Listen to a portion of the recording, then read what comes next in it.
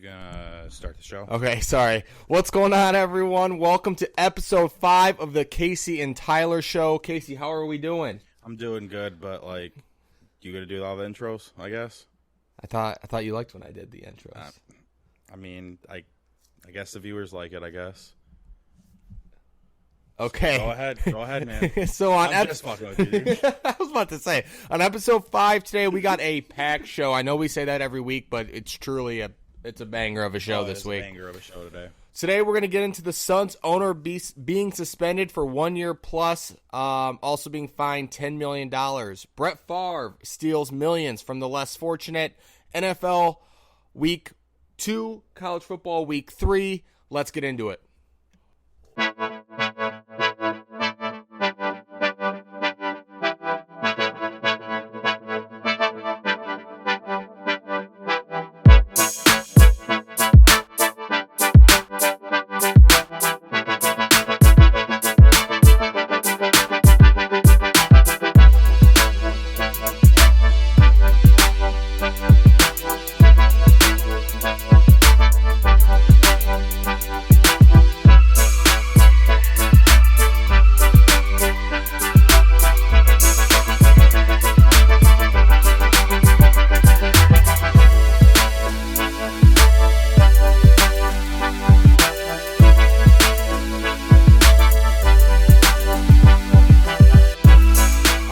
Before we get into the rest of the show street today, I was gonna say, you were texting me today or yesterday. You were like, I have to rant about Sergio. Yeah, Sergio Garcia. What's going on? Okay, so I know the last couple episodes I've talked about that DP World Tour event where I was kind of ticked that some of the LIV guys came and took spots from guys that really needed it just because they need these points to get into the Masters and the other majors.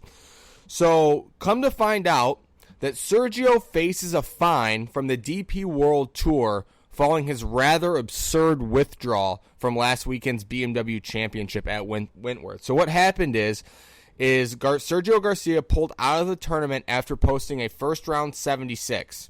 Why'd he withdraw? Where did he end up? No place other than Texas for the Alabama-Texas game. And according to the handbook, the DP World Tour handbook, you're not allowed to withdraw after the first round unless there's an emergency or a medical circumstance that the tour declares actual, reasonable. And so some players like John Rahm were particularly ticked off because one of Rahm's best friends, a fellow Spaniard, Alfredo Garcia Heredia, he would have been able to play in the event and keep fighting for his tour card if someone like Sergio didn't play. Now, with that being said, I do think Sergio being the higher-ranked player, he did deserve to get the spot over this guy.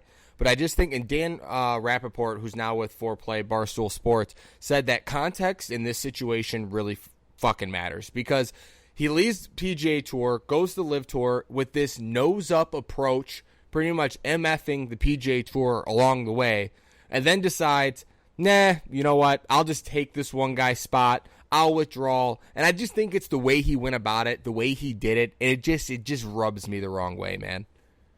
I mean, it is bullshit that he did that. It just rubs me the wrong way. You shoot bad. Now you have no shot at winning the tournament. Then you just withdraw. Yeah, just to go to Texas and watch the game. Go fuck yourself, Sergio. Yeah. How about that? Yeah. It's also I'm tagging you on Instagram. Go fuck yourself, Sergio Garcia. Yeah, well, I'm glad we fell on the same side of that rant. It is also ironic that due to weather, that event ended up only playing 54 holes, just like all the LIV events. It's just kind of ironic. So, some more LIV Golf talk. Apple TV has turned down a TV deal for LIV Golf because, according to an Apple TV spokesperson, LIV Golf is too toxic. What are your thoughts about that? I mean, I agree. It is very toxic just because of the whole PGA versus LIV thing that's going on. I don't know if you would turn down a TV deal because that's just giving more money in your pocket. Right. So, I don't know. I think it's a big blow for LIV Golf. I'm sure Apple TV probably did the numbers on it and was like, no one's going to watch this probably anyway. Right. But LIV Golf, I think, like, although they have all the money in the world, without a TV deal, they're really going to struggle for legitimacy and to become, like, you know, a rival competitive tour because no one's, like you said a couple episodes ago, no one's logging into YouTube to watch this thing. So, but yeah, the prize for the final LIV event is $50 million. So all the guys that defected, go get your bag. That's a shit ton of money. What's next, Case? So the Suns owner... this fucking guy. The Suns owner gets... What's his name? Robert... I don't know. I'm not even going to try. You suck at... I suck at Sarver. names, guys. Robert Sarver. Yeah, Robert Sarver. Sorry, I suck at guys. I can't even spell my own name sometimes. Robert Sarver, the Suns owner, and he's also the WNBA Phoenix Mercury owner. Yeah. Got suspended from the NBA for 1 year, plus got fined $10 million for it was like almost a year long investigation. Yeah, it started last November. He's been caught using the N-word a couple times, using sexual remarks towards female employees. Yeah, inappropriate. Like, I guess he was like inappropriately commenting on employees' appearances, like what they were wearing to work and stuff. Sounds like just an overall bad dude and a creep. Oh, yeah, 100%. I mean, LeBron James was very upset. Well, I'll throw the tweet up on screen so they can see it. Okay, if you want to read it, you can. Yeah, LeBron went on Twitter and read through the Sarver, Jesus Christ, Sarver stories a few times now. I got to be honest with you. Our league has definitely got this wrong. I don't need to explain why. Y'all read the stories and decide for yourself. I said it before, and I'm going to say it again. There's no place for this in this league. For that kind of behavior. I love this league and I deeply respect the leadership, but this isn't right. Yeah. Blah, blah, blah. There's no place for misogyny, sexism, or racism in any workplace. Doesn't matter if you own the team or play for the team. And then, did you hear what Adam Silver said? He said, I don't have the right to take away the Phoenix Suns from Sarver. Yeah, from Sarver. Robert Sarver. No, you're really struck. It's S-A-R. No, I wasn't even going to say his name. His name went blank. I couldn't think of his name for a second. But yeah, no, I mean, I think that's a bullshit statement by Adam Silver. It's your league. If you don't want that in your league, tell him to get Ben. He has a year to sell his team. Yeah. I mean, I'm pretty sure the owners also can vote to...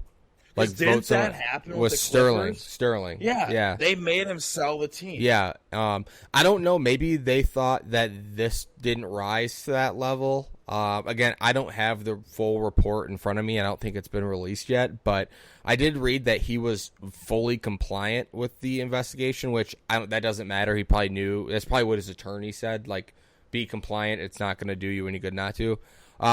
Based on everything that's being reported, it just sounds like he is a horrible person. And I would agree with LeBron in this sense. I don't think there's any place in any type of workplace for any of that kind of stuff. I 100% agree with LeBron James. Yeah, for the first time ever, maybe. No, I mean, I have agreed with a couple of other things, like his whole, his promise school. Oh, that was cool that he did that, yeah. I liked all that. I mean, I like what he does outside the court. I just think he's a pussy on the court, and he just is a huge flop. He's a bust. Not the greatest Again, player no of all LeBron time. James slander on this podcast. Michael Jordan's better. I really don't know. Okay, moving on. This was a funny story I saw. It's not sports related, Casey, but I thought it was funny. A nursing home in Thailand had to issue an apology for hiring a stripper for residents in a wheelchair. This actually happened. So apparently what happened... and listen, the pictures that surfaced show... Oh my God. I saw a picture surface. I don't know how to describe this without it coming off as weird, but it was a male resident, elderly guy in a wheelchair, and the stripper's breasts were just in his face, and he was grabbing the goodies, man. By all things considered, it looked like he was enjoying himself. Look, my future kids sign me up for that retirement home. Right. I'm probably going to butcher this. It's a Taiyuan Veterans Home. It's a state-run facility for retired Army personnel in Taiwan. So thank you for your service. This is what you get in return. I guess they paid I don't know if stripper is a derogatory, like the female dancer. I don't know It's a stripper. They paid her to celebrate an important holiday in the Chinese culture, Mid-Autumn Festival, where people gather and celebrate the rice and wheat harvests of the season.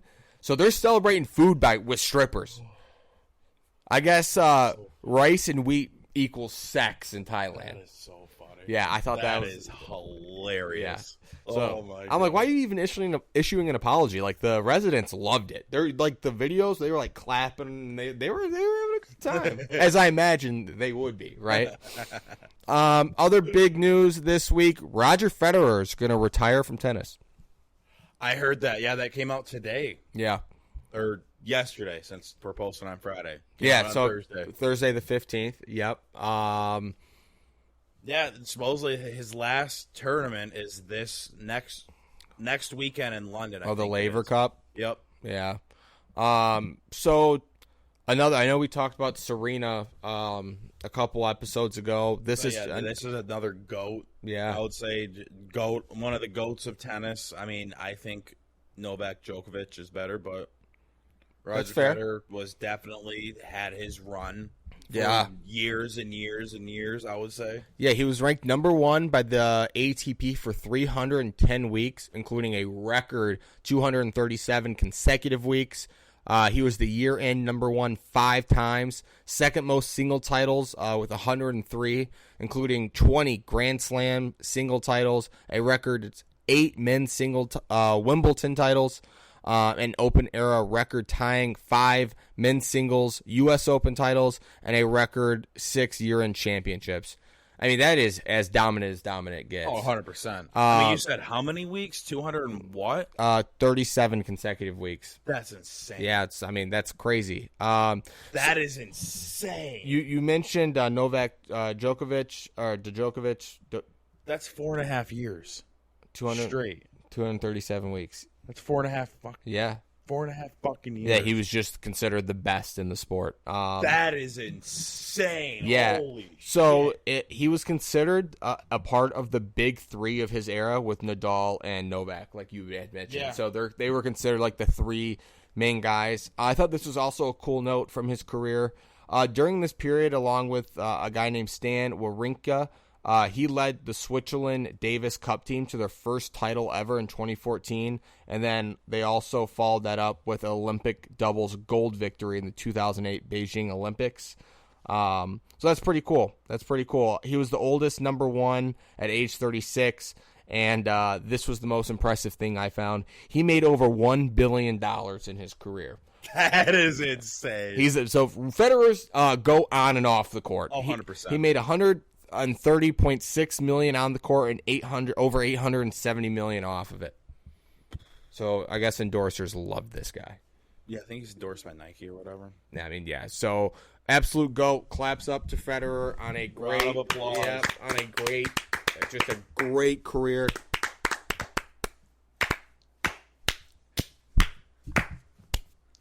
Moving on. Okay, will Aaron Judge beat the single-season home run record? The last clap, folks. Nope. We're just going to let that shit go. Yeah. So, Aaron Judge is sitting at 57 home runs right now. Yep. The record is 73, which is hit by Barry Bonds in 2001. Right. I think reaching 73 is unrealistic this year because they only have 19 games left. But I think the record that everyone's really curious about, and I think they consider it the legitimate home run record because it was held by Roger Maris. It's still held by Roger Maris at 61 home runs in 1961 because all the guys above him, like our Sosa, McGuire, and Bonds, are all steroids. So everyone's saying... Hank Aaron wasn't. I don't know. How many did he have in a single year? Oh, single year. Yeah. Right. So I think the most Hank Aaron ever had was 55. So I definitely think he gets to 61. Oh, he easily gets. He's 61. getting 4 or more in the next 19 games. Oh, 100%. So yeah, I think that's cool, man. That's a record that 61 in today's day and age seems like that should have been broken already. I think the more alarming stat is that he's 20 home runs ahead of the next closest guy. That is insane. I think Kyle Schwarber for the Phillies has like 30 something, and Judge is like 20 ahead of the next closest guy. So I'm like, yeah, that's just as dominant of a offensive year as you can get. Right. You know what I mean? What do you think? You think he's definitely going to get it? I think he's definitely getting it. I mean, I don't think he's getting the 73, but No, I don't think so either. I think 73 will stand for almost like our entire lifetime. That's crazy. That's too hard to get. That's nuts. You know what I mean? Unless they juice the balls again. Yeah. And like you have a guy like Judge, when he goes to Boston and plays for the Red Sox, he'll hit 73 at Fingers Fenway. crossed. Aaron Judge. Future Sock, you heard it on this show first. Aaron Judge, Red Sox. Are you going to pen a personal letter to Shane Bloom and express why you want Aaron Judge on the Sox? I might. I might. I'll proofread it for you. I might send it to him. I'm gonna DM Aaron Judge every single day until he signs with the Red Sox. Well, there's that picture of him like back when he I think he was like 12 or 14 and he's rocking like a Red Sox jersey. So he was still way older than that. So it's like 16, 17. He looked like a grown-ass man. Well, I think he's always looked like a grown-ass man. You're right. Moving on. Red Sox, Aaron Judge, Red Sox. Brett Favre steals millions from the less fortunate.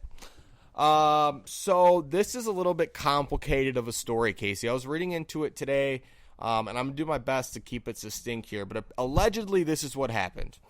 This week, never-before-seen text message surfaced from former governor of Mississippi, Phil Bryant, and he pretty much tried to force a proposal to use welfare funds on the construction of a new volleyball stadium that Brett Favre was trying to make happen. It's a project that prosecutors have called a scheme to defraud the government. Bryant, the former governor, he's previously denied any involvement with the project, but these text messages were so damning that it's pretty obvious that he was involved.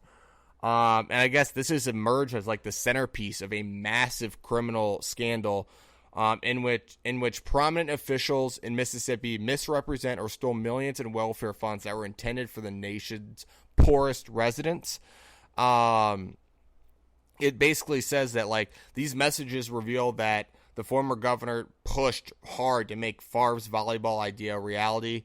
It's also funny that the governor, right before this happened, he fired their welfare agency director, John Davis, for fraud, and then he just goes and commits fraud. It's like what an idiot. Well, think about it. You fire someone for fraud while you're doing fraud, then if they come back, you just be like, that dude did it, not me. That dude was doing the fraud, not me. Right. So, no, that was a very smart play by Favre to do that. Not Favre, but the former governor, Bryant. Governor, yeah. Still very smart, right? Yeah. Very smart thing to do, but that's fucked up. Yeah, it said that at least $5 million were channeled from the state's welfare funds to build a new volleyball stadium at the University of Southern Mississippi. Here's the catch. Favre's daughter played the sport there. So he was doing all this so his daughter could have a new volleyball stadium. Favre received most of the credit for raising the funds to construct the facility. In addition, Favre also received $1.1 million, another welfare contract to promote the program. Simply, he was given $1.1 million to promote this new deal or whatever. Favre is denying that he knew where the funds came from. It's a very complex story. The article I read was I swear it would have been like almost 12 pages long. And it really gets into the nitty gritty of this like criminal scheme and everything. So we'll keep our eye on that. I hope Favre didn't know, but I'll tell you what, the headlines look horrible for Favre right now. Oh yeah, 100%. Like I don't know which. He's gonna come out of retirement just because he's gonna be fucked with money. Yeah. Well, I don't know which text messages are worse. Favre allegedly stealing all this money from the nation's poorest residents, or when he was soliciting dick pics or sending dick pics back in the day. I don't know what's worse. No, you're right. Yeah. What the hell is worse? Probably stealing from the nation's poorest residents. Poorest residents. Yeah, let's do it. We'll see. The headlines were bad. I read this and I was like, man, that's a tough look. So more stuff will come out, and I'm sure the next coming weeks, and we'll keep you guys posted about all that as it develops. Like I said, it's a pretty complex story. Even my legal mind was like, dude, what the hell is going on? Right. So, what should we do next? Should we get into Let's talk some football. Where's the football at? Let's talk some Let's talk some. We talking ball? We're talking ball. We're talking ball. We're talking ball. All right, let's cut to football. Brother, this guy stinks! No idea what you're talking about. What's my record? What's your record? He's gonna ride with T. Webby. It was at this moment that he knew. He fucked up. Number 1, Alabama, heading to Austin and playing Texas. Yeah, I don't know. I agree with you. I think Bama wins by more than 21. 24, Tennessee at number 17, Pitt. Yeah, I think this is gonna be a shootout. It's a trap! I expect Pitt to win. Wrong. Yeah, I take Pitt, and I love the over. I love the over. Iowa State heading to Iowa. This is the game. Iowa is a 3.5-point They're gonna favorite. kick the shit out. Over out of them at 40. I don't see any team getting to 20 points. Iowa Are you won. serious? No, I think you're on the wrong side of this one. Nope. I think Iowa beats them by much more than 3.5. I don't care if it's a rivalry game. And I'll take the over. Oh, no. Under I 40 want an points. apology. I want an apology on the under. I think Iowa gets to 40 themselves. I will bet you $1,000 they don't. Okay. They ask you how you are, you just have to say that you're fine when you're not really fine, but you just can't get into it because they would never understand. Number 20, Big Kentucky, rivalry. heading down to the swamp and playing number 12, Florida. Hold on 1 second. I mean, Hawaii at Michigan. favorite games. No. I will take the under, but I will take Michigan minus 51.5. I mean, Michigan hits 63. You don't see Hawaii getting 7 I don't think possibly. Hawaii's going to score. So next game we have number 9 Baylor heading up to BYU. BYU is a 3-point favorite. Over under at 53. Baylor's really good. Oh, hell no! I just think Baylor wins, man. And I do like the over. But I think Baylor wins. We have San Francisco 49ers heading to your Super Bowl champs. The Bears. Heading to Chicago to play the Bears. Right now the spread is at the 49ers sitting at 6.5-point favorites. Over under sitting at 40. I got 49ers over 6.5. I think 49ers could win this game without Trey Lance throwing the forward pass. Stop it. Get some help. Steelers heading to Cincinnati and playing the Bengals. The Bengals are going to win. The Jaguars heading to Washington and playing the Commanders. I like Jaguars in this. You what? And they have weapons on both sides of the ball there, man. Wrong. I do. I'm low-key a little higher on the Jags this year. Let's go. Browns heading to the Panthers. It is a pickup. You know what I mean? But I like Carolina. The Colts heading to Texas and playing the Texans. This Colts is are- so easy to me. obviously the easiest bet is Colts -7. Oh, I think they're going to win by much more. Nope. Yeah, I think they're definitely going to win by more than that. The New York Football Giants heading to Tennessee and playing the Titans. Titans are going to win. The Las Vegas Raiders heading to LA and playing the Chargers. I have the Raiders being like last year's Bengals, where they're kind of being overlooked. You're not that guy, pal. Trust me. You're not that guy. So the Chargers are 3.5-point favorites. Over under sitting at 52. I'll take both. You stupid. The Tampa Bay Buccaneers heading to Dallas. I got Cowboys. I think the Cowboys are going to be pretty good. What did he say? I believe in Dak Prescott.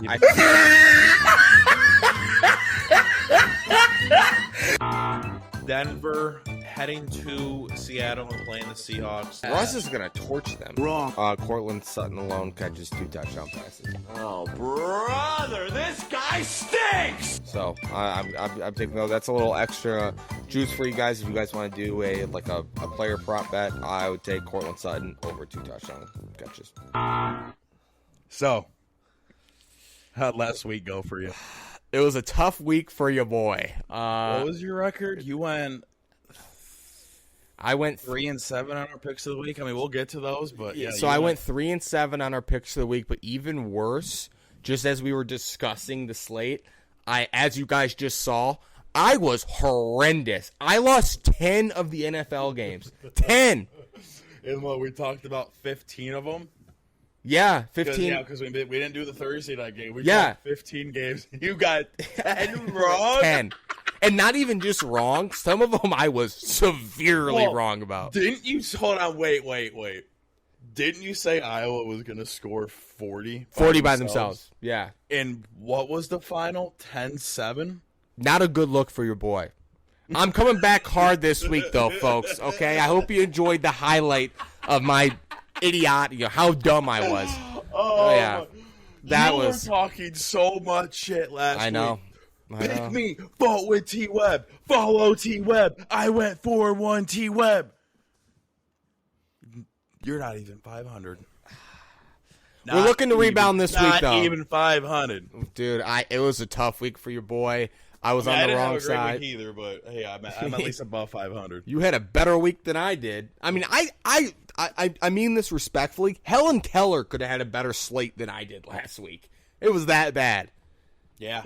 I mean, it was that bad. Yeah. I mean, literally. Tucker literally could have picked better games if you just put them both down and he had a slate. Oh, yeah, no, Tucker would have easily picked better. Yeah. I could have put 2 treats down, put the list up, and he probably would have at least went 500. I mean, that's unbelievable.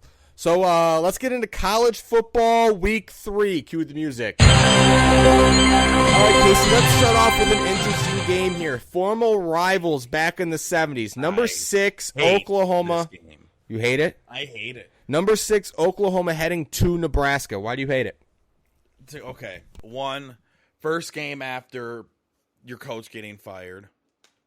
You don't know how Nebraska is going to come out. Are they going to come out and play for that interim coach?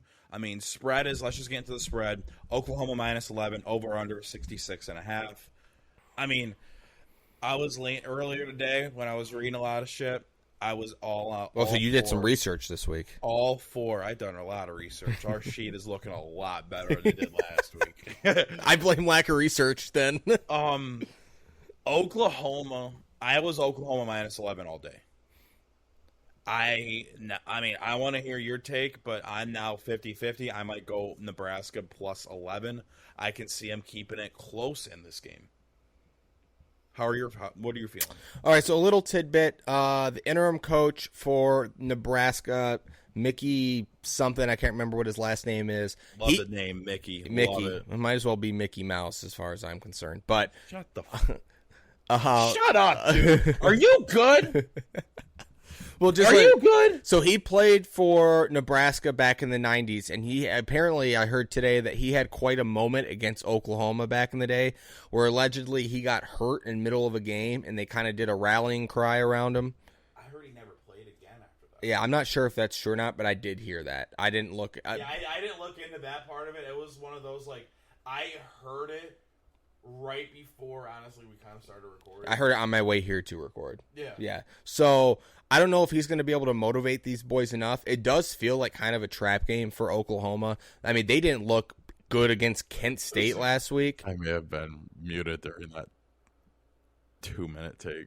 Oh, really? Yeah. I looked down and I was like, oh, shit, I was muted. I don't remember hitting mute. Well, I can feed in the audio. Oh, no, look, it's fine. It's just me just saying that. Whatever we just said a second ago. No, I was just gonna say. So, I don't know if this is a trap game for Oklahoma. They didn't look great against Kent State, to be honest. Yeah, dude, they won 24 of their 33 points came in the third quarter. Yeah, that's what I mean. One quarter.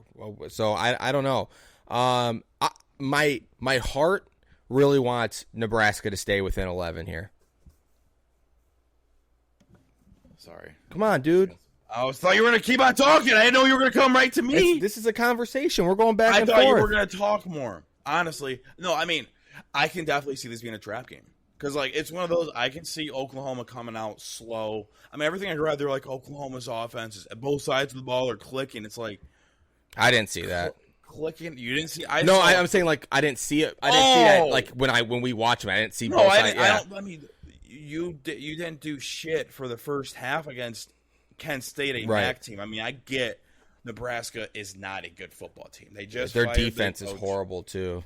But rivalry game. I'm gonna ride with you. Let's take Nebraska +11. It's gonna give us a interest. I'm gonna be rooting against Oklahoma anyway. I think at Nebraska, I also saw that these were the most expensive tickets. This was the second most expensive ticket this week after App State. So they're going to be sold out. They're going to be ready to go. You know what? I might be going down the same trap like I did with Alabama and Texas. OU -11. Okay. OU -11. Let's go. I love this next game. All right. I love this next game. Number 12 BYU heading to number 25 Oregon. BYU is my football team. BYU is my football team. I went 1-0 in bets last week. Well, I went 1-1 with You them. love BYU. I love BYU. Every time they play, you're like, I love this game. It's like, no, you just like the team. Every time, well, it's because I'm hot with BYU. I know BYU football. They're just a bunch of old men that play college football. They have 2 kids and a wife. After their football game, they go back to their families. That's what they do. They don't go out and party like all these rest of these college players do. They go back to their families, and they have a fun time with their 2 kids and wife. Oregon -3.5, over under set at 58. Are you riding with BYU then? See, it's like I don't. This is a trap game. I feel like I am riding with BYU. I am going money line with BYU. I think they're winning outright, but I can also, and I think Oregon stinks. I think Oregon is absolutely horrible at football. Bo Nix is your quarterback. He is a horrible QB. I get he's good at home, but it's one of those things that I am a little nervous because BYU headed down to South Florida for their first game, came back, played a home game at night against Baylor, went into double OT. Do they have enough in the tank to beat Oregon? Yeah, I see this as a game of like a tale of two sides, right? BYU is looking to prove that they're legit, while Oregon's trying to prove that they're better than the blowout loss to Georgia. Another tidbit for you, I'm not sure that BYU is going to have 2 of their key receivers, Puka, Lacuna, and Gunnar Romney. They didn't play last week, and there hasn't been like a definitive. You don't know if they're playing this week. You haven't heard officially that either they're playing or they're not. I'm assuming they're game time decisions. Yeah, they're probably just doing it just so Oregon's like, okay, are these guys playing or not? Yeah, I think this is a big game for Dan Lanning and Oregon. They're at home. I like Oregon. I'm gonna ride against you here. Sorry, I'm driving the opposite direction on this one. I like Oregon at home. The way you went last week, I'm pretty good. So you're just gonna fade me? So it looks like I'm 2-0 this week right now. Okay, dick. All right, next game, number 22, Penn State heading to Auburn. Penn State -3. The over/under set at 47.5. What's your read on this one, Case? I hate it. I mean, Auburn's quarterbacks absolutely suck. Yeah, did you see the stat I put in there? No, I So didn't. Auburn's QBs TJ Finley and Robbie Ashford this year combined 1 touchdown with 4 interceptions. That's not good, Bob. But you're also talking, can James Franklin and Sean Clifford win a big game? Yeah. You're going down. You're not playing like a Big Ten school. I'm not saying Auburn's like a great football team, but still, you're heading down south. You're heading to SEC territory. You're favored to win this game. They're probably going to be pissed off. Their fans are going to be rocking, most likely. Yeah. Because they think they can beat you. So last year, And Payne Franklin can't win a big game. Last year, Penn State won this matchup 28-20. What I was reading about, and I know it's a year ago, but it sounded like Auburn played almost like a flawless game. They kind of ran all over Penn State, but Sean Clifford was almost perfect in that game. That game was also in Happy Valley. Right. It was in State College, yep. Auburn has 2 legitimate running backs in Tank Bigsby and Jorquez Hunter, but they have 0 pass threat. So I think that Penn State's going to stack the box. I like Penn State in this one. Over/under, I have no opinion on. No opinion on. I'm just going to ride with you, Penn State -3, just because if they win by 3, it pushes. So yeah, Penn State -3. Yeah, I think you're right about the atmosphere. Auburn's going to be rocking. They're going to want to win. And especially losing to Penn State last year, we're not going 0-2 against you. Right. Yeah. Because this is like a statement game for them, especially like the whole who's a dominant conference, SEC, Big Ten, SEC, Big Ten. If the Penn State wins, it's like, oh, okay.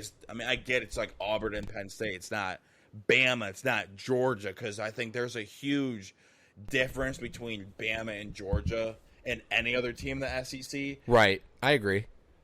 But it's still that whole thing. What's a better football conference, Big Ten or SEC? Yeah.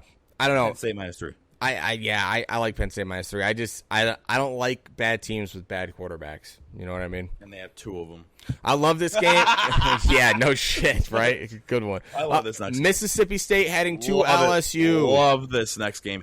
For one, fuck you, Brian Kelly. You're a piece of shit. You destroyed 2 football programs, LSU and Notre Dame. I'm taking Mississippi State -2.5. Yeah, so it's Mississippi State -2.5, over under 53. Mississippi State's air raid offense is already on fire this year. Their quarterback, Will Rogers, has 763 yards and 9 touchdowns versus Memphis and Arizona this year. I think it'll be close to start. I just think Mississippi State's offense is going to just boat race them. I don't think LSU has the offense to keep up in this game. And you're talking 2.5. You just got to win by a field goal. Yeah, just got to win by a field goal. That's all we need, boys. So I'll take Mississippi State -2.5, even though they're going to Happy Valley. Does that happen? Death Valley. Death Valley. Sorry, why did I call it Happy Valley? Isn't Penn State Happy Valley? Well, which one? What's? I mean, I know they're state. Penn college, State is Happy Valley, but and we just talked about that. So yeah, I just must have mixed it up. My bad. I also can't get comfy over here for some reason. You're in the same spot every fucking I know. time. I just can't. That fan's making me chilly. Better than being hot, though. Dude, last episode, oh, man. Casey, if you wonder why Casey's in shorts and chilling this week, it's because last week we got Dothan. He looked like he got out of a sauna. You were. I was sweating. I was sweating the entire time. It was bad. It was bad. But next game, I like this game too. 23 Pittsburgh heading to Western Michigan. Pittsburgh's favorited -10.5. Over under set at 47.5. Western beat them last year at Pitt. That's something to keep in mind. And another thing to keep in mind is you don't know if Pitt's quarterback is playing. Yeah, so he suffered an injury late in the first half last week. Both of them did. Yeah, you don't know if both. I mean, one of them, the one you really don't know about, the one that got hurt. Slovis. Yeah. The one that he got hurt in the first quarter last week. The other one got hurt in the fourth quarter. He still played. But we don't know how banged up he is. He was limping the entire time. Yeah. Western Michigan also has 2 really good running backs, Sean Taylor and Ladarius Jefferson. Probably best in the MAC. Lou Nichols III's better. Shut the fuck up.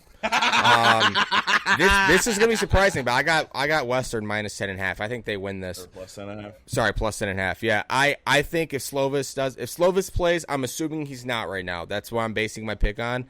After they took him out of the game against Tennessee, their offense looked impotent. They could not move the ball. If that's the case here, I think Western controls time of possession with those running backs, and I like Western at home to win this in an upset. Yeah, I think it definitely depends on if Slovis plays or not. If Slovis plays, I'm taking Pitt -10.5. This will be a game time decision thing for me. So I mean, I would wait until before the game and then make your decision. Slovis playing? Is he not? If he's playing, Pitt -10.5. If he's not, definitely Western +10.5. And you can possibly, if you want to, play the Western +10.5. Then take a portion of that bet, like maybe half of that bet, and put it on Western money line. Just so if you lose the Western money line, you pretty much even out with the Western +10.5 bet. Yeah. And if Western wins, you get the little sugar on top. Yeah, I like that. And that's some good advice for the listeners. Yeah, and if they lose by more than 10, 11, I'm sorry. Also, shout out Nathan Campbell, just one of our loyal listeners. Yeah, shout out Nathan Campbell. Shout out Danny Seibert. Yeah. Let's go. They're riding. Love both of you guys. AWLs. We can't steal that. What? We can't call them AWLs. Award-winning listeners. I mean, that's PMT's thing. What the fuck ever. Thank you for listening. Yeah, we'll find our own tag for you guys. I just assumed that was the Nate thing. I don't think we could steal that. That's probably like trademarked. Okay, whatever. It's okay. We're big PMT guys, but so are they. It's fine. Next game, Nevada. This game is stupid. The only reason why we threw it on is because of the spread. It's just ridiculous. Nevada at Iowa. Iowa -23. Over under at 39. Have they even scored 20 points this year? In all their games, no. I don't know how they think Iowa's going to win by 23. I know Nevada is horrible unless they're like just expecting 14 of their 23 points that they're going to win by is going to be on special teams, on special teams or on turnovers and them just like getting a pick six or a fumble recovery and all that. I mean, I'm just going to go Nevada plus 23, and I'm going under. I'm going under in every Iowa game until Iowa goes over. Yeah, I like both those bets. Iowa's got to prove it, man. I mean, Iowa's on like the list of fuck you because I rode with them hard last week and they disappointed me. I had faith in them, and you know what? Okay, no. Let's reel it back in, buddy. Let's reel you back in. You're going way off fucking course right now. Are you serious right now? You picking Iowa minus 3.5? Okay, I get that bet. Right. But you saying that game is going over and Iowa is going to score 40 by themselves? I thought they were going to bounce back. Bounce back from what? I thought from their previous game. From their previous game. I thought they were going to. The reason why they scored like up to 40 points last year is because of their defense. Okay. There's no way their defense is that good this year, and they're going to do that. Their offense is horrible. I was proven wrong. I understand that, and that's why I'm off Iowa rest of the year. I was wrong. I'm man enough to admit it. I was totally wrong. Yeah, you were 100% wrong. I was. You were so wrong that like if you look up wrong in the dictionary, that bet is is that description. I was going to put 40 up against Iowa State. Fuck, who the fuck is this guy? I'm Casey fucking McEwen. Yeah. Shit, people need to know my real name. Cut that out. I'll bleed that out.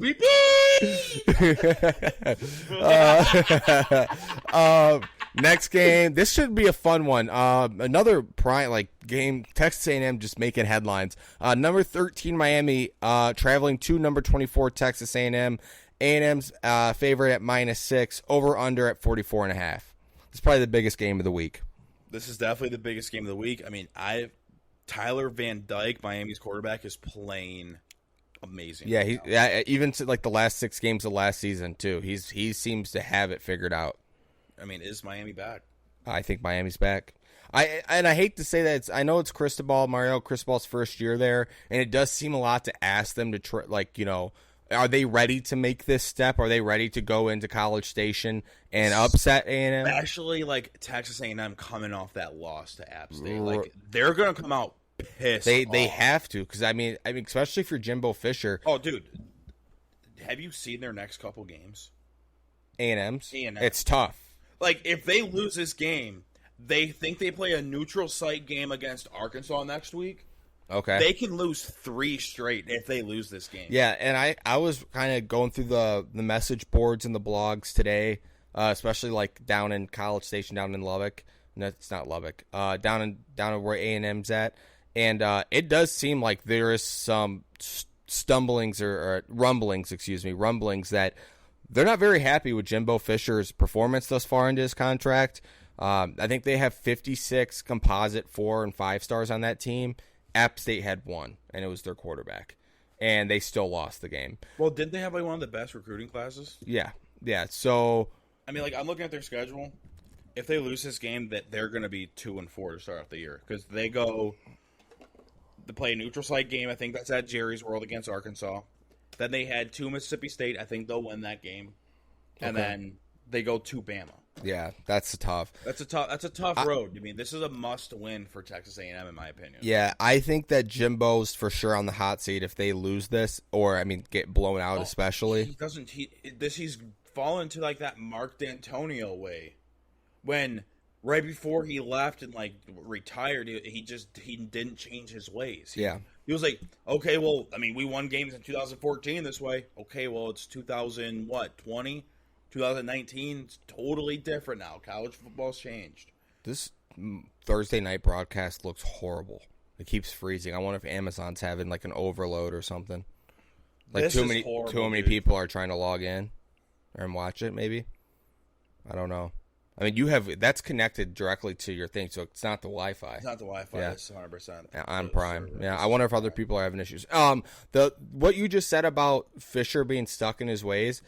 Doesn't their offense look like it's just stuck from 10 years ago too? Yeah, there's zero create. It's like Jameis Winston is quarterback.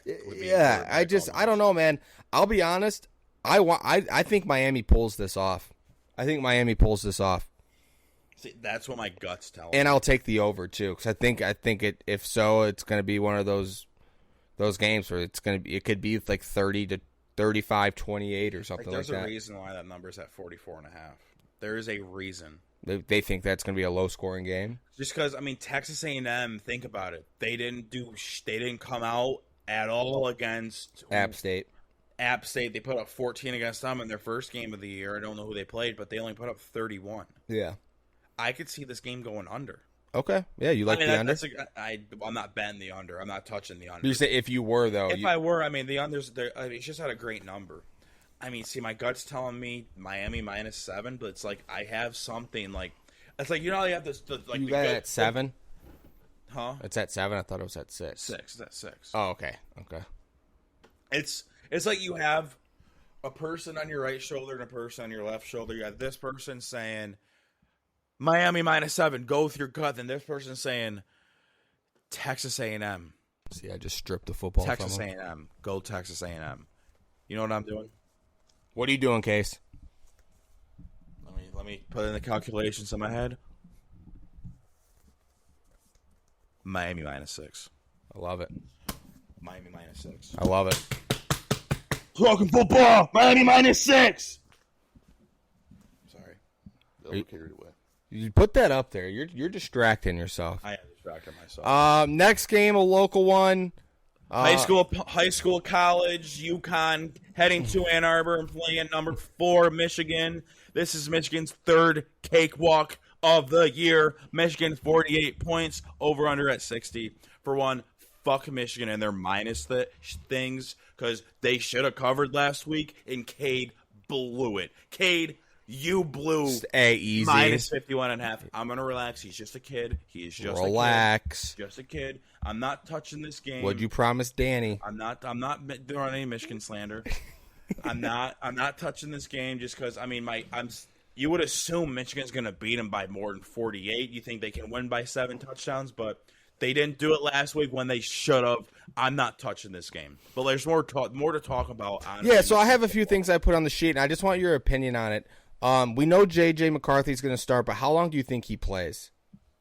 1 quarter, because UConn sucks. I know, but do you think that because it's their last chance to really install their offense before Big Ten play, he'll play more?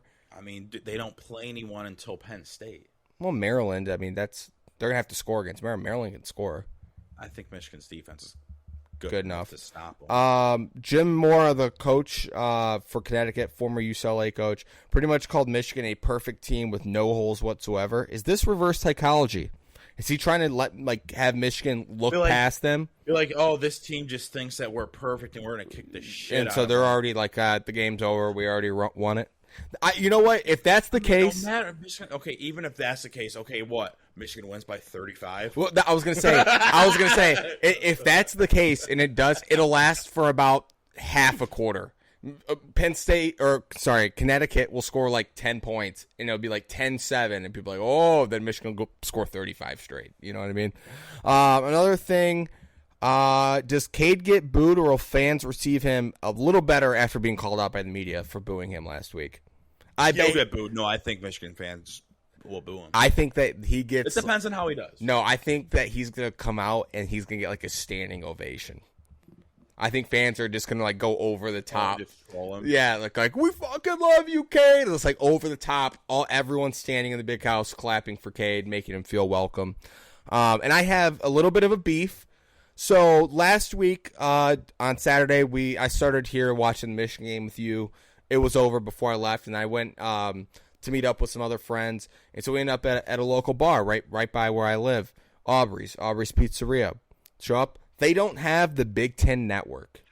How can you be a local place 15 minutes? How can you be in Big Ten territory and not have the Big Ten network? Yeah, wait. Doesn't that come with every basic thing? One would think, Casey.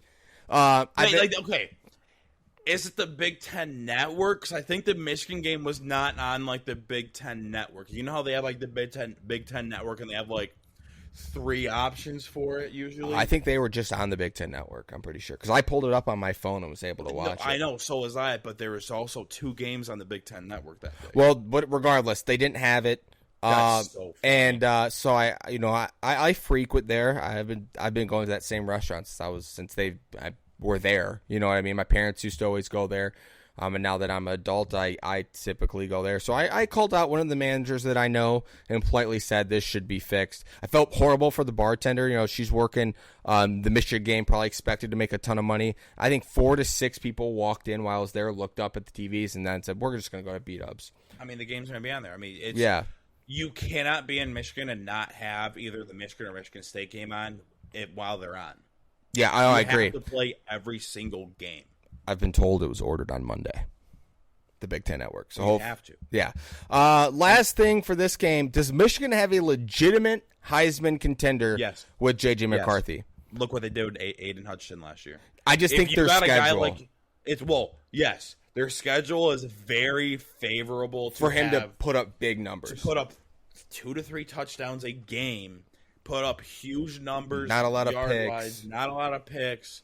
And just think about it, just the Michigan fans. They got Aiden Hutchinson to the final. The final, but he went to New York last year. Yeah, you're right. And in my opinion, there was a better defensive player that possibly could have went to it. There was other players that possibly could have went to it instead of him. Yeah. But Michigan has such a huge fan base. Now you bring in a quarterback like JJ.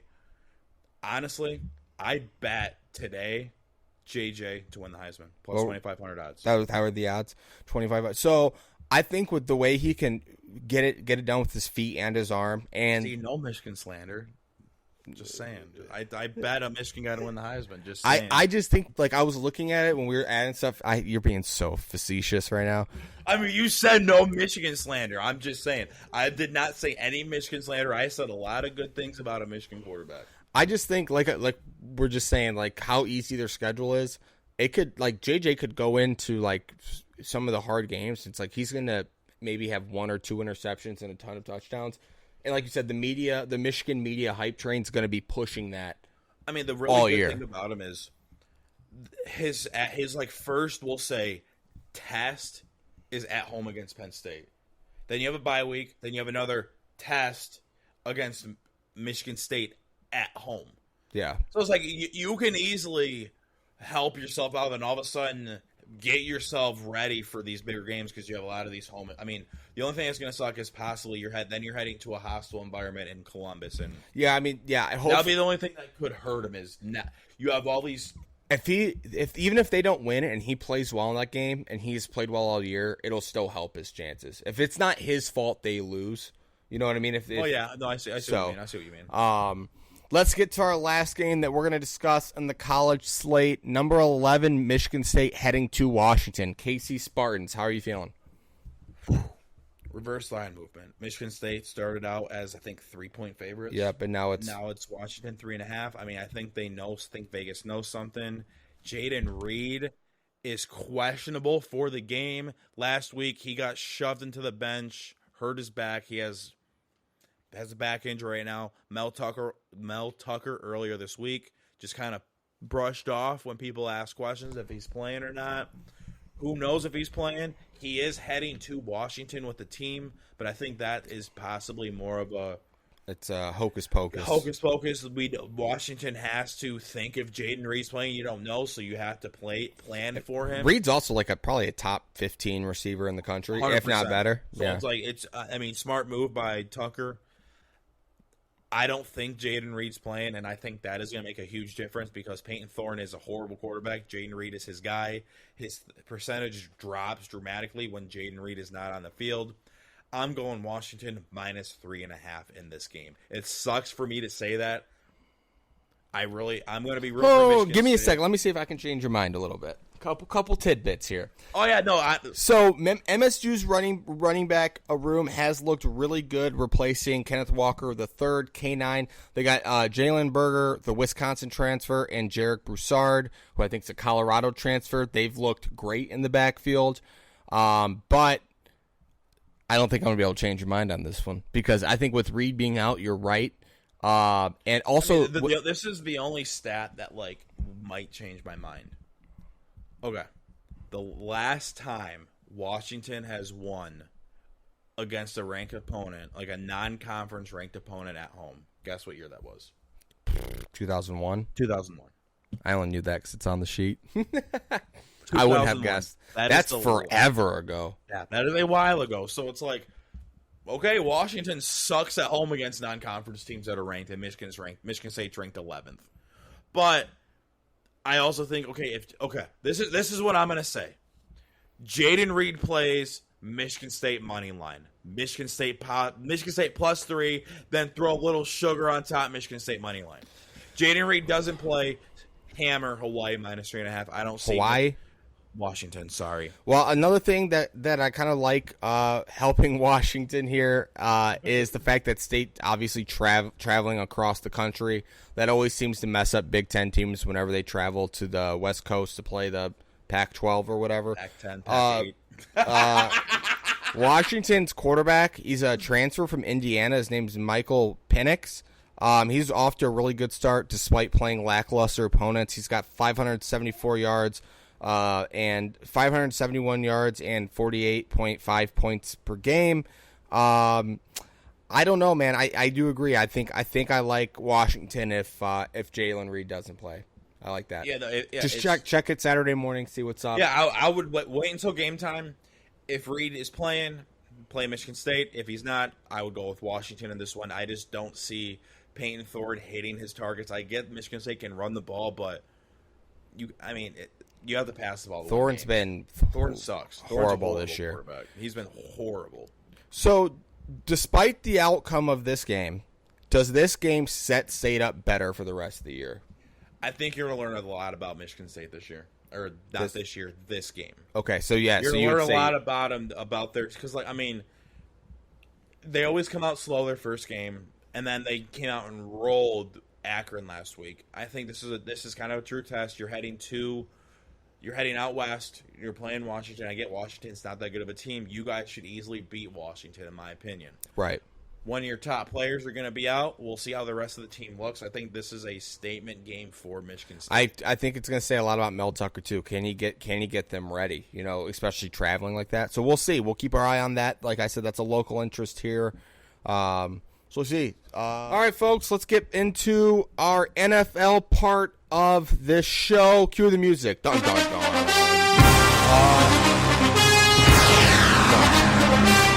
Starting off week 2 of our NFL slate, Jets at Browns. Browns are -6.5. The over/under at 39.5. Low over/under in this game. Well, really low over/under. Or low over/under total. Sorry. Yeah. Did you see the Browns' new logo on their field? Dude, the Brownie the Elf? Brownie the Elf. What? That shit's ass, dude. I think it's a little early for that. If you're going to do something like that at the earliest, November. It doesn't make any sense to me. Their fans, or their fan section's called the Dog Pound. They're named after a color, and now they have an elf logo on their field. And their logo is orange. Yeah. All the Browns and their logos are orange helmet. It just doesn't make any sense. What is going on with Cleveland? I didn't even think about that. Yeah, the logo, it's creepy too. It's a little weird. I saw a picture or a video of the elf mascot dancing around the logo, throwing out stiff arms and stuff. It was weird, man. It reminded me of when Krampus was in Modern Warzone. Oh, that dude, yeah, and I was it just gave me weird vibes. So I don't know about that. For that reason only, it makes me want to go Jets. It really does, just because that stuff it's just weird timing to me. Yeah, this game, I hate this game. I like Jets to cover 6.5. Yeah, let's do it. Let's go Jets plus Yeah. 6.5. I'm going under. You like the under in this game? I will say both Joe Flacco and Jacoby Brissett looked relatively uncomfortable in their offenses. Joe Flacco just looked uncomfortable being still on a football field in 2022. So even though how old is Joe Flacco? He's got to be up there. Delaware State product, by the way. Yeah. Yeah, I don't know. I like the under too, even though it seems like a relatively low. This could be just a 17-10. That's what I see. That's what I see. Okay, moving on to the next game. We got a division rivalry game here, right? Yeah, they're in the same division. Yep. Bucks at Saints. Bucks are favored -2.5. The over/under is set at 44.5. That's a great number. One thing I just want to say is Julio Jones back? He had an amazing Sunday night game, or at least in my opinion. I think he outperformed people's expectations. I didn't expect him to do anything with Tampa, and all of a sudden, Brady was throwing to him left and right. Yeah. And he was making plays left and right. Yeah, I like, I don't know, man. This is a tough one, too. I don't know if it's going to be another first-half shit show or both teams come out firing. I mean, obviously, the Saints and Jameis looked much better in the second half of their game last week. Also, Tom Brady just sounds super dejected in all of his interviews. I'm almost wondering if he's regretting coming out of retirement or if that's just like a ploy of his. All is good, lol is me, right. Woe is me, and then all of a sudden, the Bucs just, put it all together. To me, this is a true coin flip game. I do think Michael Thomas and Jarvis Landry are going to cause a lot of problems for Todd Bowles and Tampa Bay's defense. I'll take, I don't know, it's such a coin flip here. We're going Bucs minus 2.5. I'm not touching the over-under because I can see that going over, and I can also see it going under. Bucs minus 2.5, not touching over-under. Yeah, I'm going to take Bucs minus 2.5 too. Even though I think it's going to be close, I'm not touching the over-under. But it's hard to go against TB12. It just is. Even if he doesn't seem like he wants to be there. We'll see, though. Next game, Case, what are we looking at? This game sucks. This game's not going to be a good game to watch. Well, I don't know about Carolina that. Panthers heading to New York and playing the New York Giants. Giants are 2-point favorites. Over-under set at 43.5. Let me just say one stat. This is the first time the Giants are above 500 since 2016. They're 1-0. 1-0. God. First time above 500 Saquon looked since great. 2016. Saquon looked like he is back. Yeah, I think he had 18 for 164 or something like that. Yeah, I don't know. This is a tough one for me. I'm rooting hard for Baker this year. Yeah, this is a hard one. I'm a huge Baker guy, but you know what? Giants minus 2, under 43.5. Is that what you're taking? I'm a little worried because the Giants have some offensive line concerns, and their linebackers didn't look great against Tennessee. I'm worried if they can guard C-Mac out of the backfield. I'm going to take Panthers as a dog in this one. I like Panthers money line. I can see that happening. I could see that. I still love the under. You love the under here? I love the under. What is it? 43.5? Yes. All right. Next game, Pats heading to Pittsburgh to play the Steelers. Pats minus 2, over under set at 40. So some news about the Steelers, about TJ Watt. Yep. He is not needing surgery, and I think they said about 6 weeks he's only going to be out. Oh, that's great news. That's great news. Yeah, well, I know we had talked about when the news initially broke, they were worried that he was lost for the season. Yeah. So that's great news. Yep. That is definitely, I don't think it is a torn pec. I don't think they said that. Yeah, he does need surgery for it. So right. He's just out 6 weeks. Mac Jones looked pretty banged up at the end of that Dolphins game. Hopefully they look horrible. Back. Yeah, the Pats look awful. They look awful. Yeah. I mean, it's like I don't see how, unless it's just TJ Watt's not playing, is why the Pats are 2-point favorites. But I think this game being in Pittsburgh, I'm going Steelers money line. Just like I'm not touching this over under because I can see it going under. Just because yeah, who's gonna score? Yeah, that's also a concern of mine. I don't know if I have an opinion on the over-under. I am worried about the pass offense. That would lead me to believe the under is probably going to hit. I love Steelers' money line. The Pats, they have a bad offensive line, a bad secondary, and an offense that looked horrible against Miami. Miami blitzed a lot last week, and it really seemed to confuse New England, especially up front. I expect the Steelers to do the same this week, even without TJ Watt. So yeah, for those reasons, I like Steelers money line here. Next game, Colts at Jags. Your team, the Colts. Colts, my team. Their team -7. I was on Colts -7. As you guys saw in the highlight video. I was so wrong on that. I had the Colts -7 running away last week against the Texans, and they end up tying. Over under this game set at 44.5. Colts -3.5. Fuck this game is what I have written on the show sheet. One interesting note: Colts head coach Frank Reich is 0-4 against Jacksonville this year. Waving at Tucker, he's being a good boy. He's pissed. I just flicked him off. Yeah. Did you hear what I said? Colts head coach Frank Reich 0-4 against Jacksonville in his career. Ooh. I did not know that. Yeah. I did not know that. Yep. So he's had some problems with Jacksonville in the past. The Jags last week showed some red zone problems. It kind of lost them the game. I like Matty Ice over Trevor Lawrence. If this is a real prove it game, bounce back game, who's going to win it? I like the Colts here. It'll be interesting to see for the Jags going forward who gets more of the snap share at running back, whether it's James Robinson, the vet, or Etienne, who pretty much his rookie year because he missed all of last year. Give me the Colts minus 3.5. I'm gonna say Colts minus 3.5. I think this is a must win for him. Yeah, I agree. Even Over though it's under second game of the year, I still say it's a must win. Yeah, you can't start off 0-2 against two teams I'm not that touching the over under. You don't like over under 44. Yeah, I'm going over. I'm going over. Yeah, oh, that's fair. I would lean towards the under. I could see it being 2017. If the Jags keep it close, but I like the Colts minus 3.5. I think they win by a touchdown. Moving on to the next game, Dolphins at Ravens. I sneakily love this game. Ravens are favored minus 3.5. Over under set at 44.5. Waddle. Lamar Jackson clearly out to prove something this year. Miami struggled last week to run the ball against the Pats. And I was reading that the Pats played mostly 5 defensive backs all game, and Miami still struggled to run the ball. And I think the matchup to watch this week in this game is Tyreek Hill versus Marcus Peters.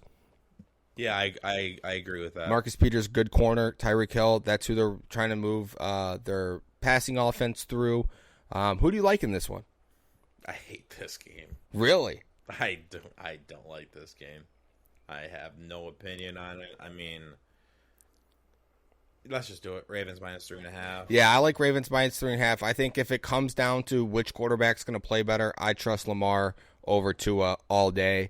We'll see, though. I think I have the over.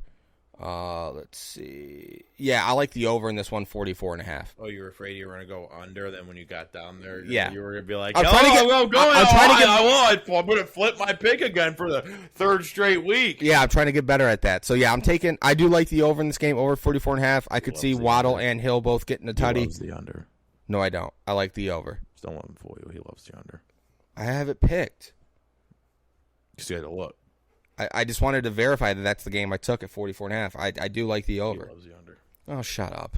Falcons at Rams. Let's move on. Quit trolling me. What, because you love the under in that game? I like the over. I don't know how many times I have to say it. Okay. Just saying. Okay. I like the over. Okay, you know what? Do you need me to remind you? I like over 44.5 Dolphins at Ravens. I'll go under. He's just doing that. He's just fading moving on, me. Falcons at Rams. Rams 10 points. Get it together. Over under 47. Lock it in. The Rams still hung over. From the Super Bowl run? Yeah. Yeah, clearly. They played like shit last week. Stafford looked horrible. That offense looked not like Stafford MVP. No. What was I saying since you just some stupid shit. Their offense did not look the same as last year. I think the Rams have a pretty suspect offensive line. I don't think the Falcons have the front four on defense to expose it necessarily, though. The Falcons do run a blitz-heavy scheme. That's what they did last week as well. And that's one of Stafford's strengths is when you blitz him. He typically plays pretty well against defenses that like to do that to him. I don't know. The spread seemed awfully high for how the Rams looked last week. So I'll take Falcons plus 10, and I'm going to take the under. I'll do the same thing. Falcons plus 10. And Ride with T-Web, baby. Hop on the train. If I'm doing that, it's 2 losses right there then. Shut up. If you want to talk shit, then that's 2 losses, I guess. Next game, Seahawks heading to the 49ers. 49ers are favorites at -9. Over-under set at 42. I have an interesting stat for you, Casey. And this might change some opinions for you. Pete and Carroll is 8-2 against the 40. Huh? Pete and Carroll? Pete Carroll? You said Pete and Carroll. I didn't. Listen to the tape. Pete Carroll is 8-2 against 49ers and 4-0 in his last 4 meetings against Kyle Shanahan. Seahawks +9. You like that? I love it. I mean, Geno Smith looked amazing last week. I mean, pray to God he has 2 good games. You don't know. You couldn't take much on how the 49ers looked because that was a shit show in Chicago last week. So I'm not going to say that the 49ers are a bad team yet because of how that game looked. So, I mean, you're talking about like the weather especially. Yeah. Fuck. Now that I'm talking about it, I don't know. Well, so who knows? What if the Seahawks played like that because it's the Russ wanted out of here? There was some extra motivation. Yeah. That's what I'm worried about too. Like, does Geno Smith play 2 good games in a row, or does water find its level? You know what I mean? Is this Trey Lance's coming out party because he'll actually, not be playing in a monsoon? Double-digit favorites. 9. You're talking 9 that you're pushing, or 10 to win. Double digits to win. Let's go Seahawks plus 9. I think it's going to be a touchdown. I don't think it's going to be any more. What about the over-under? Not touching. Over-under is 42.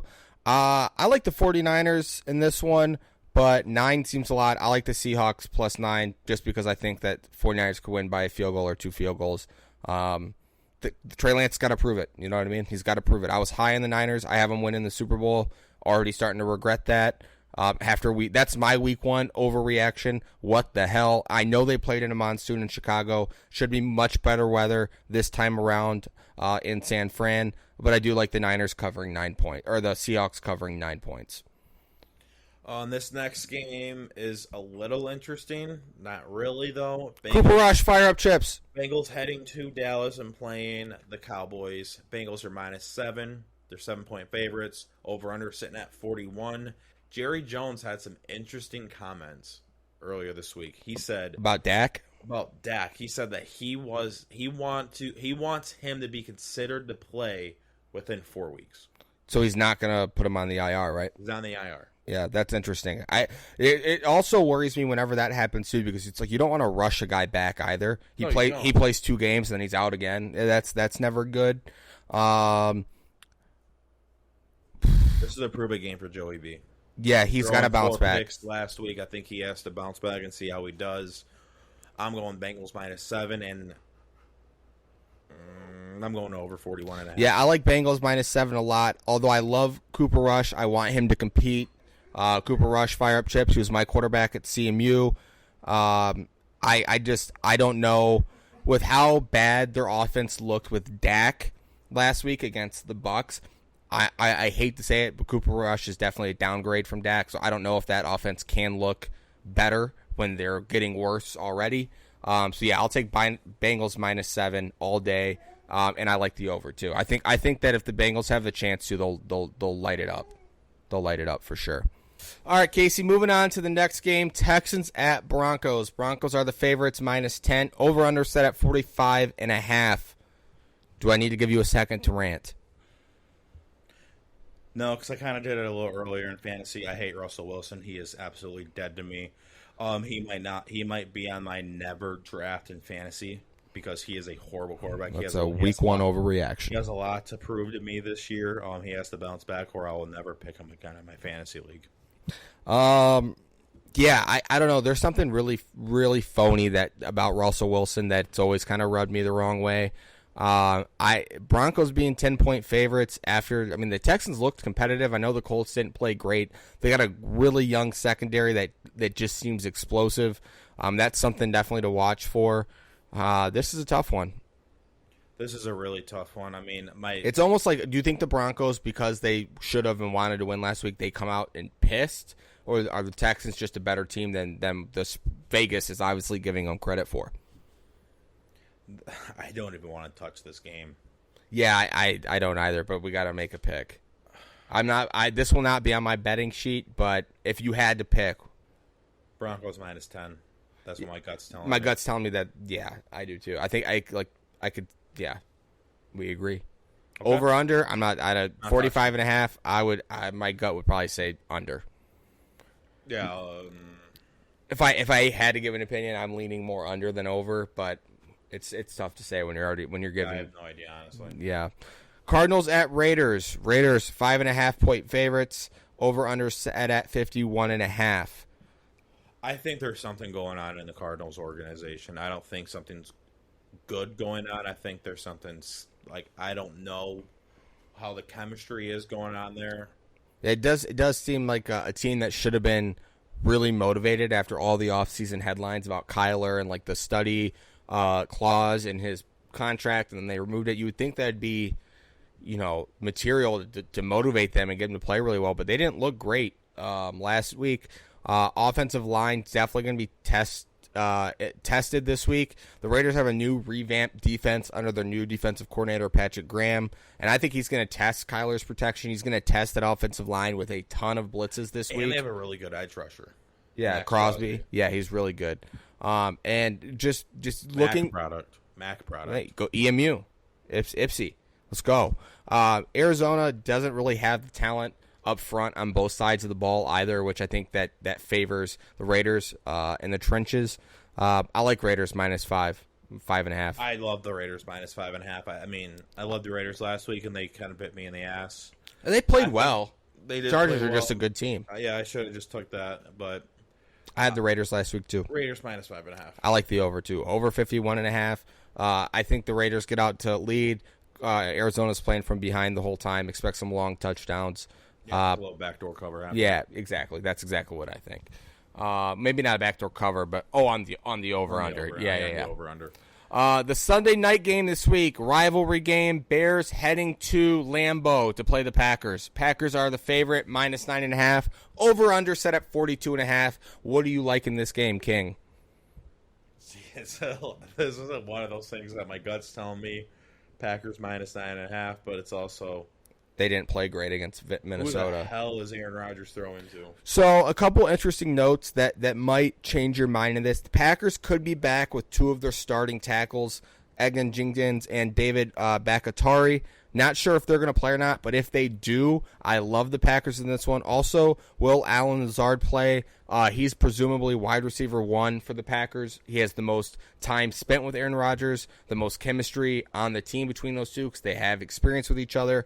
So I would say if those three guys play for the Packers, I love the Packers -9.5. One of those kind of game time things that we talk about with some of the college games where I would have to wait and see are they going to play or not before I put any action. Right. I mean, do you think that all these issues that Aaron Rodgers is having with his wide receivers is partially to blame on him?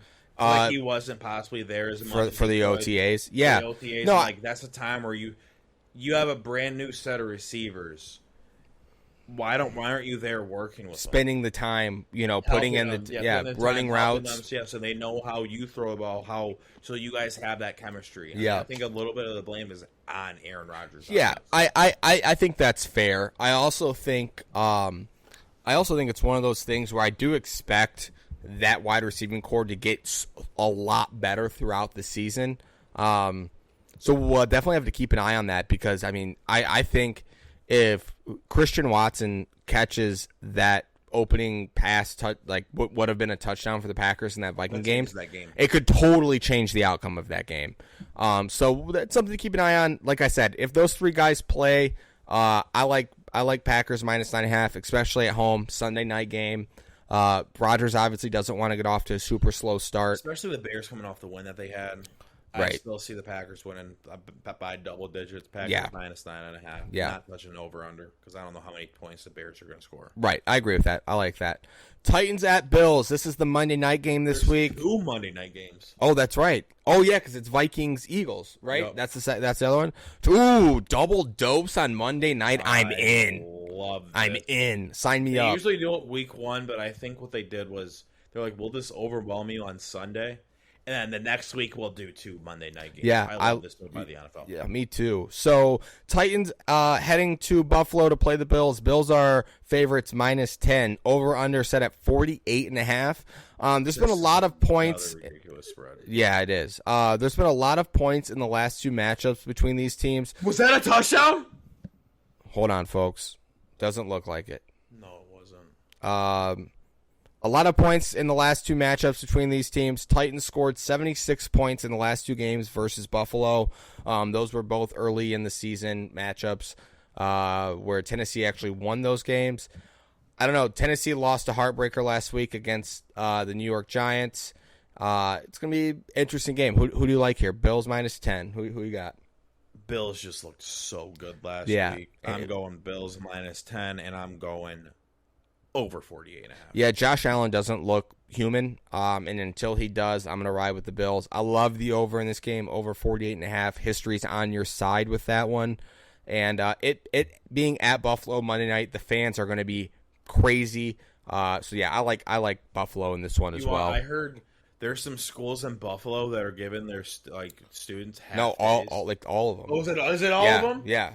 Yeah, every school in Buffalo is giving students half a day because the game is Monday night. Yeah. I love that. Yeah, that's a football city. 100%. Yeah, 100%. that's awesome. They would never do that in Ipsy. No. They don't care about the Lions. No. I love this next game. Eagles heading to Philly and playing the Eagles. Eagles are not heading to Philly. They're from Philly. I said dumbass. I thought I said Vikings. Sorry. Dumbass. Vikings heading to Philly and playing the Eagles. Sorry, guys. I was looking at the Eagles. You're good, dude. I'm just fucking with you. Eagles -2, over under at 50.5. That's a good number. Love Vikings money line. Vikings are winning this game. I don't think the Eagles looked good last week because the Lions made them look good last week. I think the Vikings defense is a lot better than the Lions defense. I don't see the Eagles stopping Jamar Jefferson. That's his name, right? No. Justin Jefferson. You're thinking Jamar Chase. Yeah, if I put them together. Justin Jefferson. That would be a hell if you could combine those guys. Holy shit. Watch out. But I don't see him stopping Justin Jefferson. I think he is just insane what they were doing with him last week with his bringing him in motion and it was just. Yeah, it's almost one of those things like Jair Alexander for the Packers.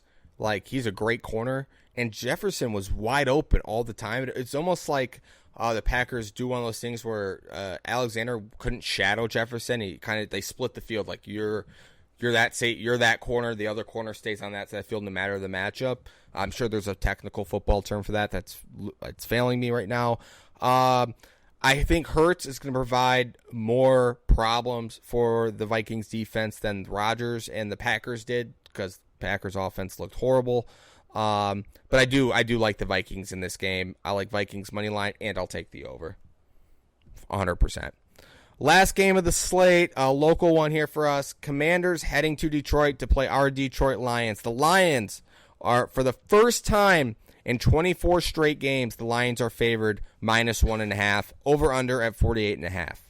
They were 2.5 point favorites earlier in the week. Yep. Went down to 1.5. I think it's going to be more of a pick 'em by the time it hits game time.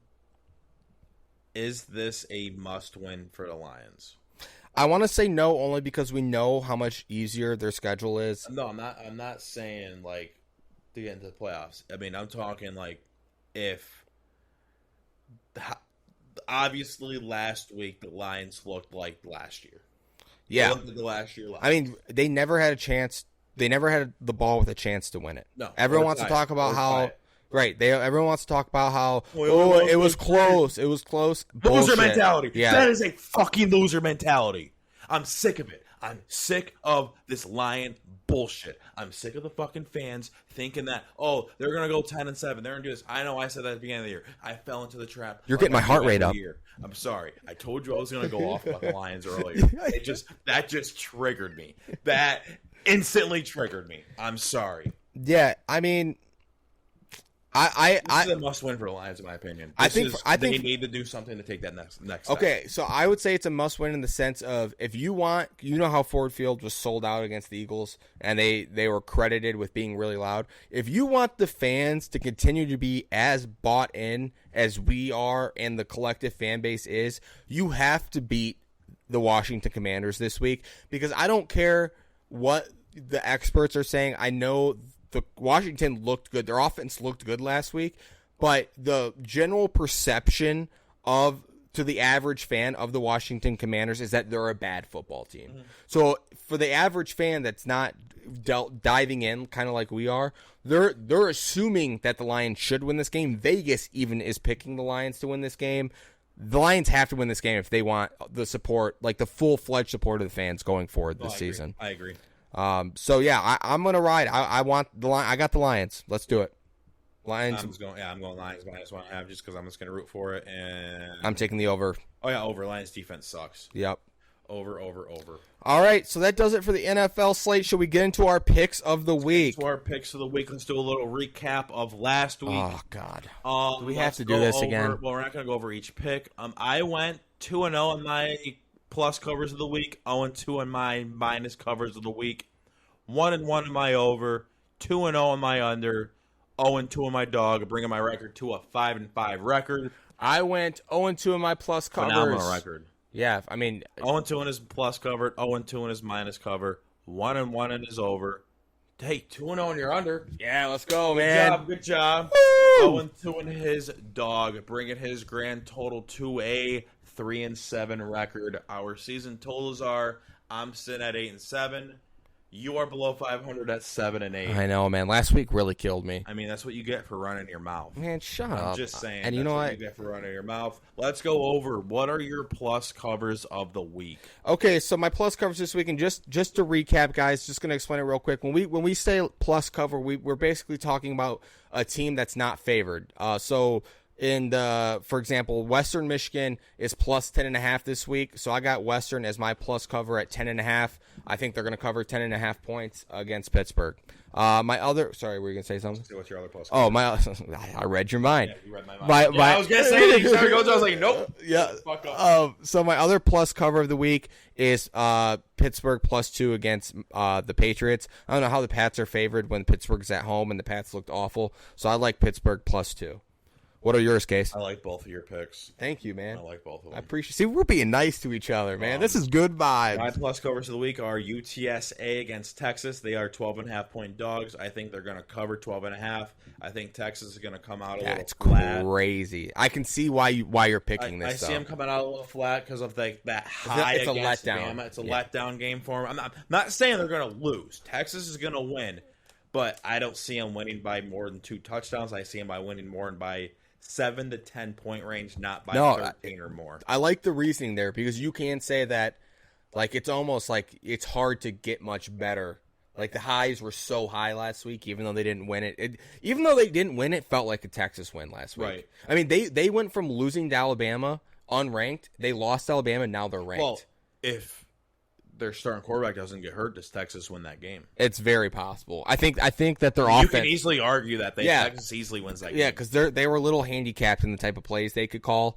But it's funny. I was listening to a pod this week, and it was like, if every team just played Alabama, kept it close, they'd end up ranked. If you could just play Bam every week and keep it close, because it's like they lost and then went from being unranked to ranked. Since we're bringing Bama up, does Bama ever schedule opponent like a true road game, non-conference game like this again? I get it's Texas and you were 20-point favorites, but they didn't look good. Bama does not play good in out of conference. They don't do it a lot. I think they play neutral site games. You think play Michigan, but they'll be like, oh, we're not heading to Ann Arbor. We're going to jail. Right. Well, it's funny. You think like they got back to Tuscaloosa and they all sat down and all the coaches in there and Saban throws his feet up on the desk and says, "Well, we're never fucking doing that again." No, I can see him doing that. Be like, hey, any school is like, even if we're not heading up to Happy Valley, we're not heading to Ohio State, we're not heading up to East Lansing. Yeah, we're not doing anything. You and any of you Power 5 schools that want to play us, neutral site. Yeah, neutral site. That's what fair. We're doing. That's fair. My other plus cover of the week is the Seattle Seahawks. Oh yeah, we talked about this earlier. Plus 8.5 against the 49ers. Holy, I can't believe it's at 9. Huh? It's at 9 points. Oh, is it 9? Yeah, 9. 9. But regardless, I think you were going to take that anyway. Where the hell did I put 8.5? Go ahead and talk about it. I'll double check it.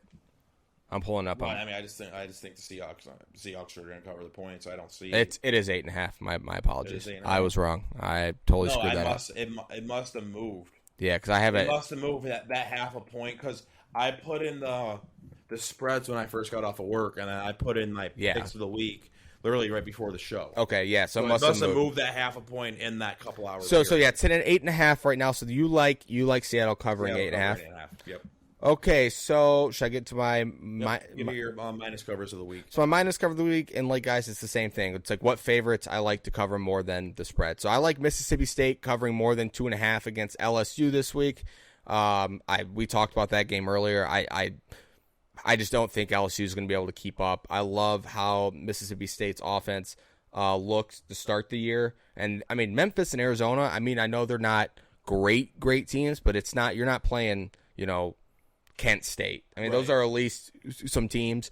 So, yeah, I like Mississippi State -2.5. And we talked about this. I like Bengals -7. I think Joey B comes out. I think he's pissed about how he played last week, and I think he gets 4 tutties. I think that it's going to be hard for Cooper Rush to keep up, I think. Even if the Bengals defense is still trying to figure some stuff out, I just don't know that Cooper Rush is going to be able to win in a shootout versus Joey B. I can see that. So I can see that. I love both your picks. Thanks. Thanks, man. My covers of the week are Mississippi State. I'm rolling with you on that on -2.5. I think Brian Kelly is a horrible college football coach, and he should retire. Fuck Brian Kelly. And my other... We're all here for Brian Kelly slander. Oh, 100%. Yeah. 100%. He can go fuck right off. Yep. My other cover of the week is the Bucks -2.5. I see them winning by at least a field goal. I actually see them winning by just a field goal. Who are the Bucks playing again? Saints? They are playing the Saints. Yeah. It's in New Orleans. That's the only thing I'm nervous about, but I still have the Bucks -2.5. Let's get into our overs of the week. What are yours? I like Utah and the San Diego State over 45.5. 48.5. Oh, 48.5. Sorry. Yep, I just misread that. 48.5. The reason, the only rhyme and reason for this really is I do think San Diego State scores some points, but last week Utah showed, especially after losing to Florida, they are not scared to put up points. I mean, they scored 70 last week. So I don't know. That was kind of my theory behind it. I could see this game going over 48.5. I just think that even if San Diego State puts up 14-21, I could see Utah putting up 45 plus, 50 plus by themselves. Right. So my other over the week is Dolphins Ravens over 44.5. I think Lamar is going to be balling out. I like, dude, McDaniel's aggressive coach. I think they're going to try and score and keep up with the Ravens offense. I like over 44.5 in that one, man. Jalen, waddle. My overs of the week, and honestly, I love that the Dolphins fans do the waddle dance. Can you show them? I think it's. Show our listeners. It's like something like this. Waddle. That was great. We'll have him do the gritty next week. I can't do that, but I'll try. My overs of the week are Ohio State, Toledo at 62. I think Ohio State can get that number by themselves. It's 62 on the number, too, 62 right? 62 on the number. Yeah. My other over the week is the Washington Commanders and the Detroit Lions, 48.5. Lions defense absolutely stinks. I can see this over hitting by the end of the third quarter, honestly. So this is something you guys can expect going forward after week one. Casey and I were texting. Expect a lot of Casey's NFL overs to involve the Lions this year until their defense can act like they're not a JV football team, because they just give up a lot of points. It's like Iowa unders. Touchdown. Wow. KC making it a ball game. Yeah, just like Iowa unders. That was a good one. All right, so my...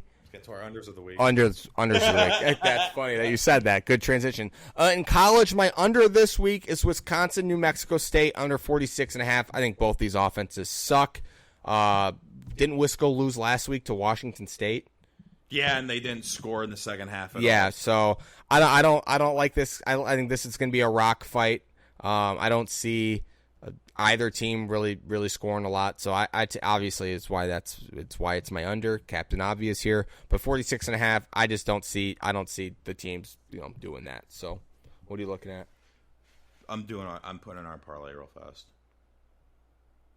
What's your other under of the week? My other under of the week is Falcons Rams under 47.